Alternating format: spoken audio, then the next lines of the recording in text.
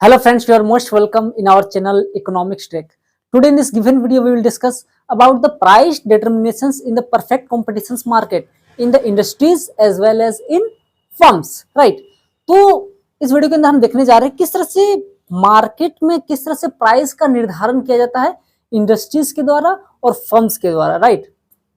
और एक बात जानेंगे हम कि किस तरह से जो भी प्राइस को डिटरमाइन किया जाता है इंडस्ट्रीज के द्वारा उसी प्राइस को फिर से एक्सेप्ट किया जाता है फर्म्स के द्वारा, राइट? तो उन चीजों को हम बेहतरी से समझेंगे। और एक मैं बात बताता चलूं कि यदि आप इसके पहले जो मैंने वीडियो अपलोड किया था परफेक्ट कॉम्पिटिशन मार्केट के फीचर्स और क्या है परफेक्ट कॉम्पिटिशन मार्केट, उस चीज को आप पहले समझ ले तभी इस वीडियो को आपको बेहतरी से समझ में आ जाएगी। ठीक, तो देखते हैं किस तरह से प्राइस का डिटर्मिनेशन किया जाता है इंडस्ट्रीज और फर्म के द्वारा, राइट? तो basically in industries price will be determined by the market forces of demand and supply. यानी कि इंडस्ट्रीज में किस तरह से मूल्य का निर्धारण किया जाता है, वह कौन करती है? Market forces of demand and supply के द्वारा मूल्य का निर्धारण किया जाता है, प्राइस का डिटर्मिनेशन किया जाता है। यानी जिस जगह पर, मैं फिर से कोट कर रहा हूं, जिस जगह पर डिमांड और सप्लाई इंटरसेक्ट करे उस जगह पर एक इक्विलिब्रियम कंडीशंस बनती है और उसी इक्विलिब्रियम कंडीशंस पे क्या बनती है? एक प्राइस निर्धारित किया जाता है। वो किस तरह से प्राइस का निर्धारण किया जाता है उसे मैं एक डायग्राम के थ्रू आपको बताने जा रहा हूं। So basically it is industries, this is industry, right? And this is firm, listen carefully, this is firm, right? This is industry, this is firm. So this is the y-axis of industries and this is x-axis of firm and industries, right? Listen carefully.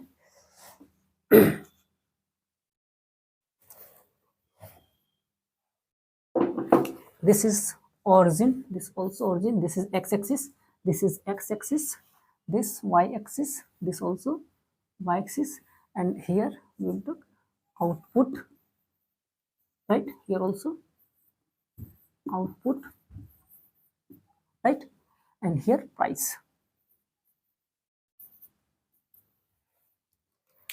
Now price will be determined in industries by the forces of demand and supply.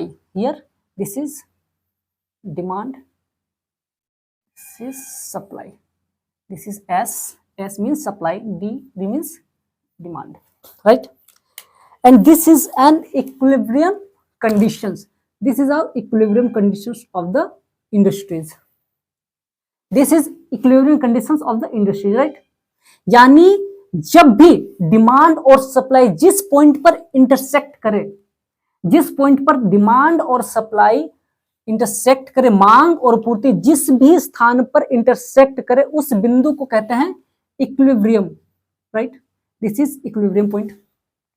अब इससे हम price को join कर देंगे। तो क्या है? Price किसकी है? इंडस्ट्रीज की। अब इसी प्राइस को, जिस प्राइस को इंडस्ट्रीज ने सेट किया उस प्राइस को एक्सेप्ट किया जाएगा किसके द्वारा? उस प्राइस को फर्म्स के द्वारा एक्सेप्ट किया जाएगा, right? And this is the price of, this is the price of firm, this is the price of firm, right? This is the price of firm. मैंने फ्री हैंड बनाया, जरा सा manage करके चलनी है, ठीक है? तो जिस पॉइंट पे मैंने कहा, जिस पॉइंट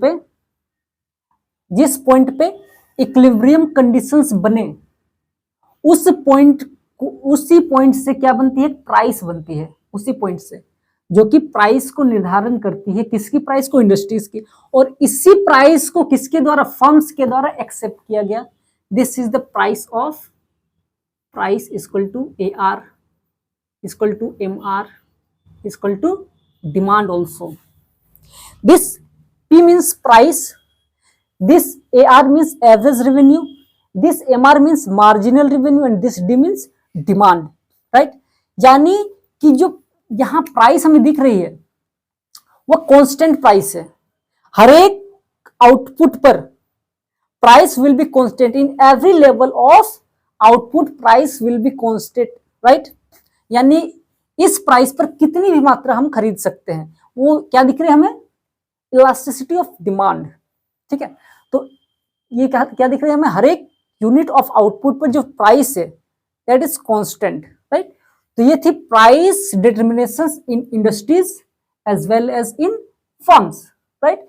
तो हमने क्या देखा कि जो डीडी यानी डिमांड का जो कर्व है और जो सप्लाई की कर्व है वह एक दूसरे को जहां कट करती है, उस कट को हम कहते हैं, जिस बिंदु पर कट कर, जिस पॉइंट पर करे कट, उसको हम कहते हैं इक्विलिब्रियम, राइट। और उसी इक्विलिब्रियम से हमें प्राइस का डिटर्मिनेशन होता है हमें, और इसी प्राइस को किसके द्वारा एक्सेप्ट किया जाता है, फर्म्स के द्वारा। तो ये थे price determinations in industries as well as in firms. ठीक है।